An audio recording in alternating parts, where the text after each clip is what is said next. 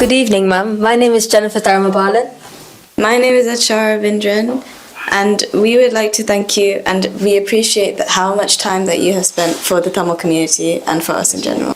So welcome, I'm Claudia Webb. I'm the Member of Parliament for Leicester East, and of course the Tamil community make a huge contribution to our community here in Leicester, and it's such a valuable support that the community and the Tamil community in particular give to all of us here in Leicester. Our first question. Sri Lanka was two sovereign states when Britain invaded years ago in 1796, and when they had ruled us for more than 150 years. When they left in 1948, they handed all authority to the Sinhala state. Since 1948 is now more than 76 years ago, we as Tamils have been struggling for our freedom. Also, during this time, there were several mass killings and genocidal acts that had taken place in Sri Lanka and are still continuing till this day. We feel that the UK government in many ways supported the Sinhala genocidal state rather than stand along with Tamils. Can you explain why this was and how it can be improved? Well, of course, Britain comes out of a history of colonialism and imperialism and clear extraction from other countries, and it's built its wealth on the abuse and the rape of other countries and the processes of divide and rule, and that is what it did in Sri Lanka, and the people of Sri Lanka suffered greatly from British rule.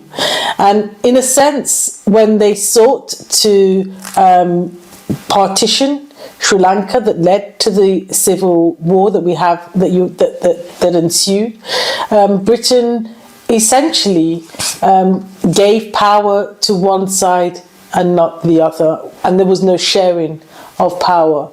And therefore the Tamil community have rightly been questioning that ever since. And Britain should have been responsible and should still be responsible for correcting the wrong that it itself created. And so it's absolutely right that the Tamil community seek to hold Britain to account because of the role that they played in the colonialism and imperialism that Sri Lanka suffered. And the fact that you have in the partition a government that then went on to oppress and suppress Tamils and minority Muslims in Sri Lanka is actually an atrocity. And the fact that the civil war that ensued meant that so many lives were lost, again, needs to be, justice needs to happen, and the Tamil community and the minorities that were affected have not yet had justice, and lives have been lost, and Britain has to play its role in addressing these atrocities, addressing the human rights abuses, ensuring that those responsible for the civil war and the atrocities are brought to account. And Britain hasn't been playing its hand in its role in addressing those human rights abuses, and I think that is wrong. And we must always continue to